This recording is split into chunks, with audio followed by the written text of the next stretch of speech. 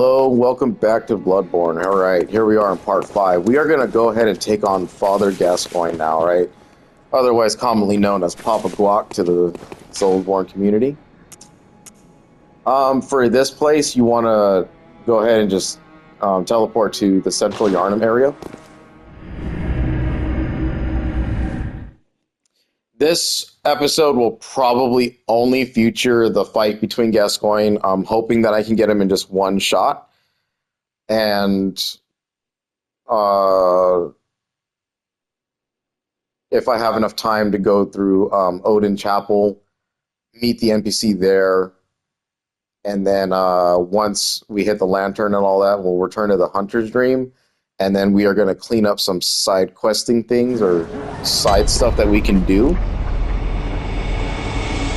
So just be aware of that. Yes, I see. But the Great Bridge is the only way to the Cathedral Ward. And during the hunt, the bridge is closed. There's a rather, how shall I put it, colourful area south of the Great Bridge. From there, an aqueduct leads to the Cathedral Ward. Not a place you'd normally want to visit, but I don't imagine you have much of a choice, do you? An aqueduct. So now Gilbert's basically telling us that, you know, okay, you found the cleric beast or whatever, and you're like, well, I can't go through there, so what the hell? Now he's telling you to go through the aqueduct. And this is why I say that I think the cleric beast is the actual official first boss of the game.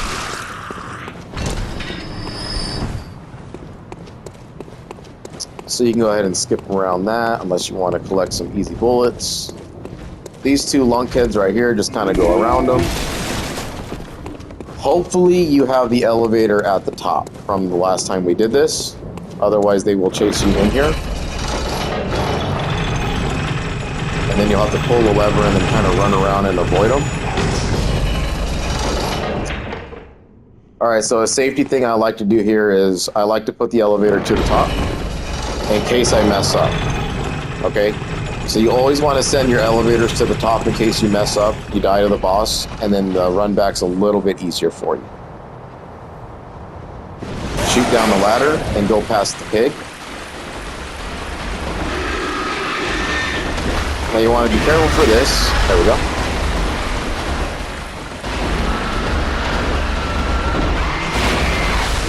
You see, I don't really want to waste time by killing that thing because it's going to give me echoes that I don't need, even though the blood vials will help, but I'm kind of like, I don't need you right now, you know what I mean? So, we ignore that.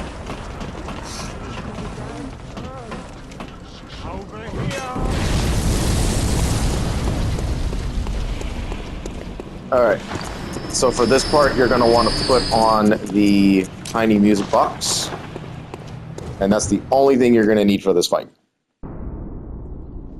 I should have prepped that before we ran over here like that, because you're getting chased by the troll and the guy, so just put the music box on before you face Papa Guac over here.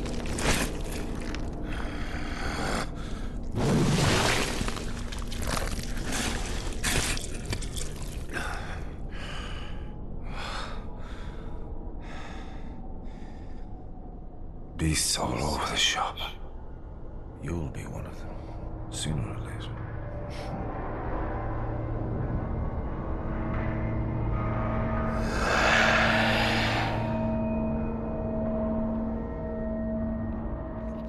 Alright, humanoid enemies are hard to deal with in this game, right? Especially this guy, he's just a cannonball of shit.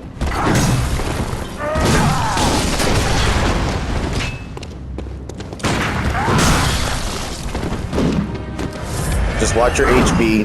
Try to stay in between the tombstones here. They'll kind of give you a little bit of blockage between his shots. You do want to try to pull off viscerals as much as you can, but it's not easy.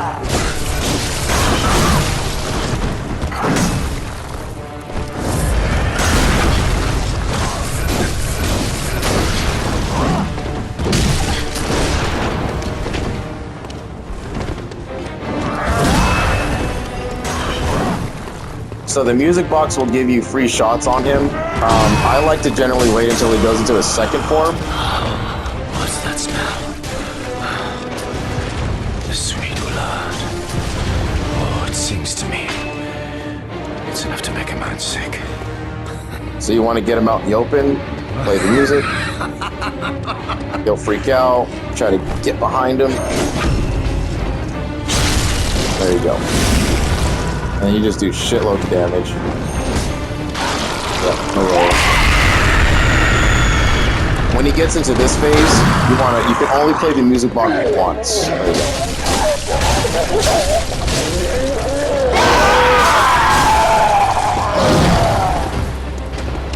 When he becomes a beast, he's going to be able to break through the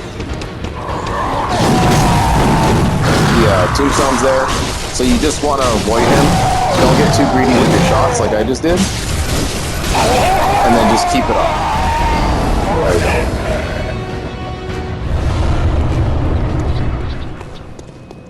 go. So just keep applying the pressure. It's going to be very difficult for me to go over strategies while I'm in the fight because I usually am very concentrated and not trying to talk during them. So strategy setup was put the tiny music box from the little girl in your inventory. All right, that should indicate something pretty, obvious at that point to you. You can play the music box twice during his human form, and he'll kind of stutter like what he did. Get behind him as much as you can, get a visceral off. If it works, great. If not, just spam R1 to get extra damage in. And then when he becomes a beast, you only get one chance to do that. I find it very hard to get behind him when he's in that phase. So just spam away at R1, get those extra damaging hits in. If you want to charge up an R2, it's fine, but I think R1 spams do a lot more damage than just one charge of R2. And you can kind of get extra hits in because of his scream that he does when he comes to. And then after that, it's basically just stay locked on, sidestep his little swipes that he likes to do. I like to swipe. I like to go around his right side because he does like a lot of right heavy attacks. So then I just kind of, I-frame it through him a little bit, get to his backside, swipe at him 3 or 4 times, leave yourself enough stamina, and you're good to go. There's a lot of different ways this guy can be cheesed, but, I just kind of did it the exact way that I figured it out after like 50,000 attempts because he was whooping my ass when I first played this game. Alright, so with defeating him, we've got the Odin key. And you're going to drop down here, and you are going to see a woman with a red jewel brooch. If you recall, the little girl was looking for a woman with a red jewel brooch, meaning that we found her, but she is dead. So when I return for the other part, when we go back through Yarnum and start cleaning up some side questing things, you're going to be presented options for the first time in the game. Depending on your options in the game, they are permanent. So unless you have like a safety save or you're safe scumming the game or something like that, any decision that you make is permanent in the entire world of Bloodborne and any Souls game for a fact.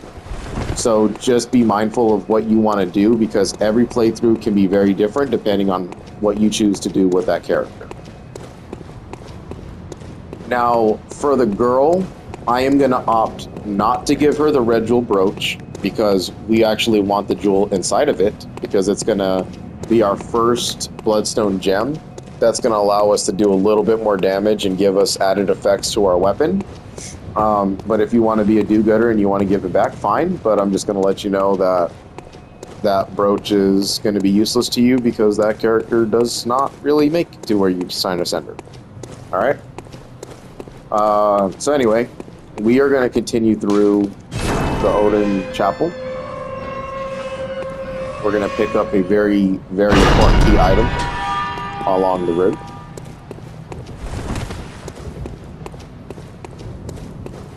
There was nothing else to be found on the battlefield.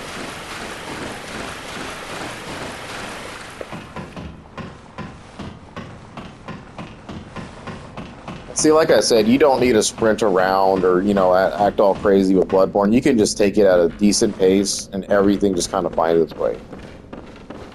Come over here for a mysterious note. The Bergenworth spider hides all manners of rituals and keeps our lost master from us. A terrible shame. It makes my head shudder uncontrollably. Okay. What does it all mean? We don't know. These are the treasure chests of the game.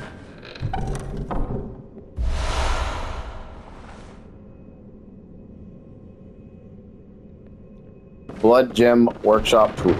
Alright.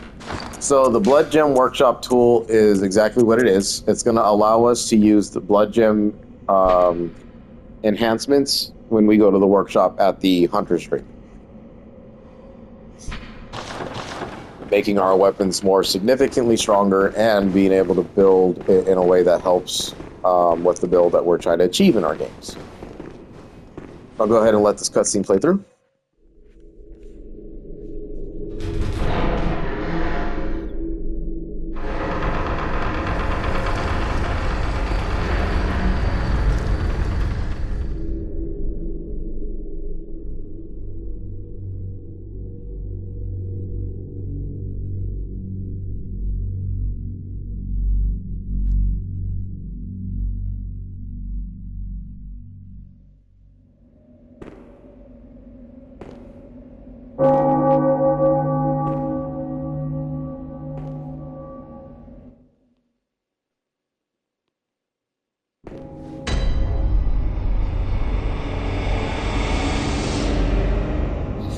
Alright, now welcome to the Cathedral Ward, the second phase of the game. We'll go ahead and talk to this dude. Hmm? Oh, you must be a hunter. Very sorry. The incense must have masked your scent. Good, good. I've been waiting for one of your ilk. These hunts have everyone all locked up inside, waiting for it to end. It always does, always has, you know, since forever. But it won't end nicely, not this time. Even some folks hiding inside are going bad. The screams of women folk, the stench of blood, the snarls of beasts, none of them's too uncommon now. Yarnum's done for, I tell ya. But if you spot anyone with their wits about them, tell them about this here Erden Chapel. They'll be safe here. The incense wards off the beasts. Spread the word. Tell them to come on over. If you wouldn't mind. I know I shouldn't be asking you, but if you happen upon someone while hunting, tell them about this here Erden Chapel. If they seem worth being told, that is. Oh, and I do sincerely hope they are. I know I shouldn't be if I... So again, run the NPC dialogue, make sure they repeat themselves, so you got every piece of dialogue there. He is obviously very creepy, melted to the floor, whatever he is, I don't know. That guy's story's never revealed, unless I've never seen it, but... Here is the lamp for the Cathedral Ward. Alright.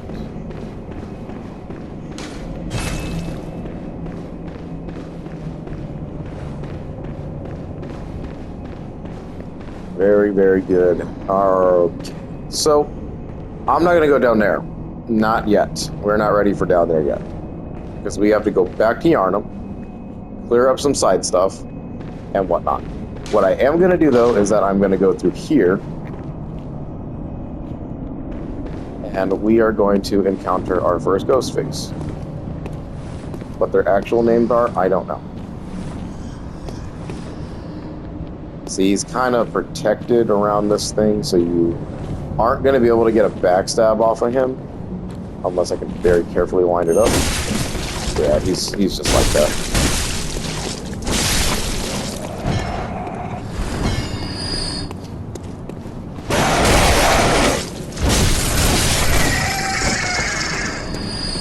And if I haven't mentioned before, even though the enemies do die, you can continuously swing at them and you'll be able to recover your HP. So it's just another method of, you know, using that rally system.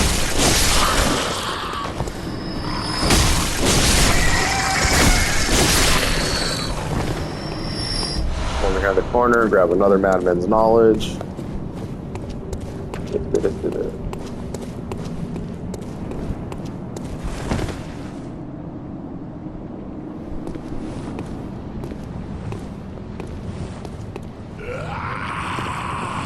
Getting viscerals on a elevated platform is terrible.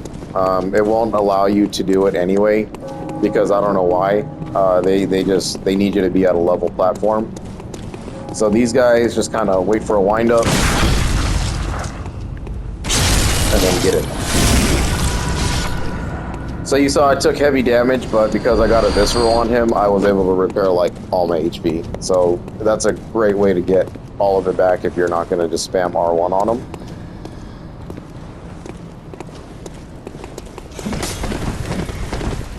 But these guys do a lot of damage.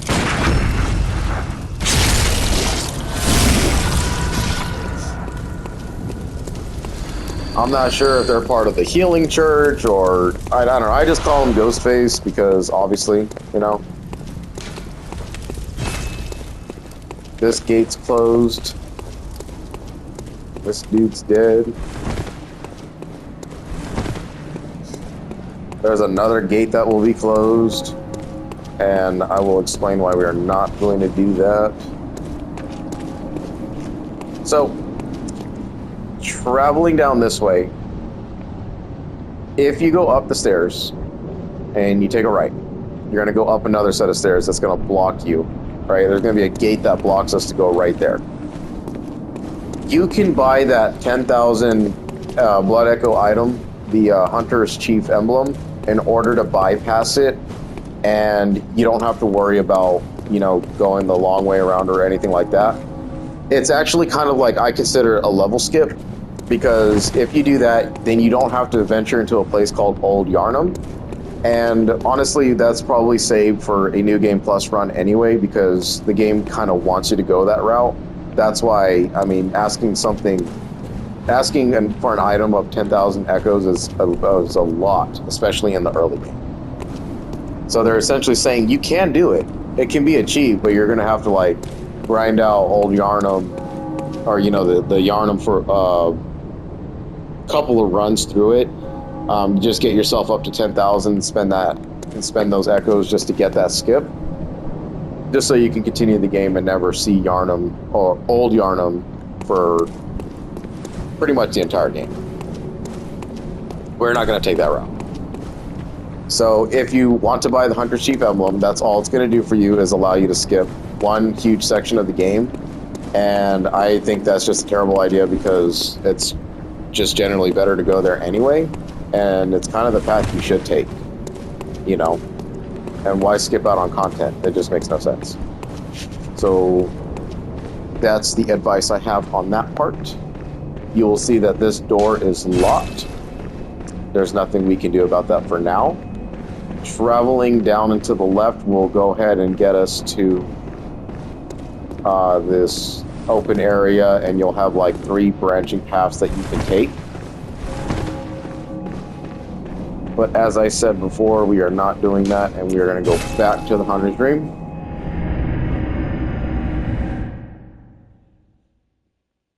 So we went ahead and taken care of Father Gascoigne, got access to the Cathedral Ward and whatnot. We are back at the Hunter's Dream. We're going to see if Gurman is now ready to speak with us again. Yes. The moon is close. It will be a long hunt tonight. If the beasts loom large and threaten to crush your spirits, seek a holy chalice, as every hunter before you has. A holy chalice will reveal the tomb of the gods, where hunters partake in communion. Most of the holy chalices lie deep within the tomb of the gods, and the few that found their way to the surface were lost again in the hands of men. But if the old hunter tales remain true, one of the holy chalices is worshipped in the valley hamlet. Yet the town is in disarray. It was burned and abandoned for fear of the scourge. Home now only to beasts.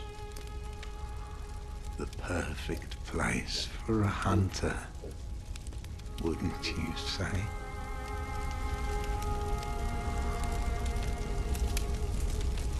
One of the holy town of... So yes, Gurman is trying to give us insight on an area that we might pique our interest. So somewhere we want to go. Alright. So from here you can go back to Yarnum, go get 3 more bloodstone shards from farming those animals, and then get you a Saw Spear +3, or you can continue on. Trust me, just continue on. You're gonna get a bunch of those things, so don't even worry about it. Because we really want it for the Hunter's Pistol too, since it's not really doing a whole lot of damage right now, and usually guns never do, but mostly due to our skills not being that high yet. Go ahead and repair your weapons, and then we are now able to fortify weapons using blood gems. Blood gems imbue weapons with special characteristics. Yes, they do. So,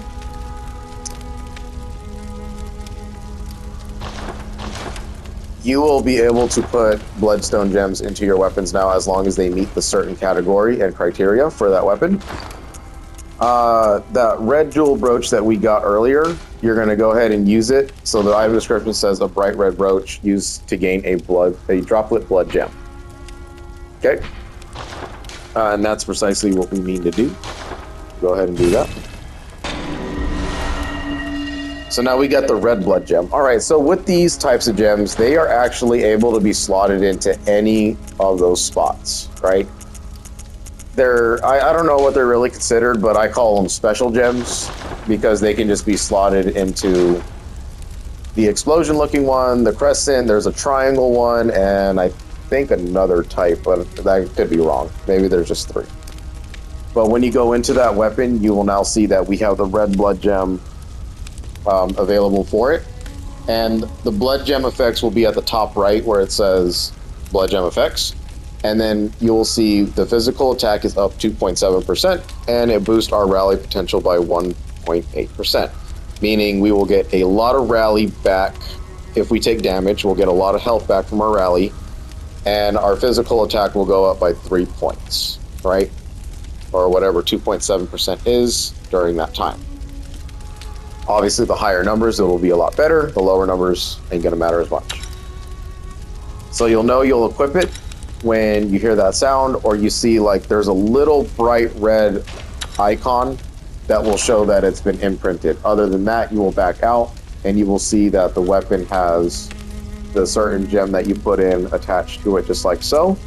And if it doesn't have one, then it won't even show it at all. And if you need any more clarification on it, just go into your Saw Spear and just look at it just like that. So then you'll see that the Thread of Cane has nothing, and the Saw Spear has 1 gem, which is great. And we will get our 2nd gem in the next part, after we do some cleaning up. Okay. We will not be able to use this for a while, so don't even worry about it, but get in the habit of storage, workshop, altar. Speak with NPCs if they are here. Touch up on the Bath Messengers if you need them. They don't have anything new to offer that we haven't seen already. Do not buy that unless you really want to. And then level up. What is it? Very well, let me stand. That is the Hunter's Dream Circle that you want to get used to do. Okay. I have reached my vitality point that I want to be at for this stage of the game. So 15 vitality can actually carry you for a long while. you're not going to want to plus that up for a minute. You want to start focusing on endurance and then whatever your skill points are for the certain weapons or damage that you're trying to achieve. It's just much better to hit harder in the long run because honestly, you should not be taking that much damage anyway, because you can pump your vitality up to 40, and I'm telling you right now that things in the late game are just still going to smack you twice and you're going to die. It's just the way the games are. You want to primarily focus on getting yourself beefed up to the point where things that used to take 10 swipes will now only take 1 or 2 swipes. So yeah, that was Father Gascoigne, and on the next part, we are going to go back to Yharnam.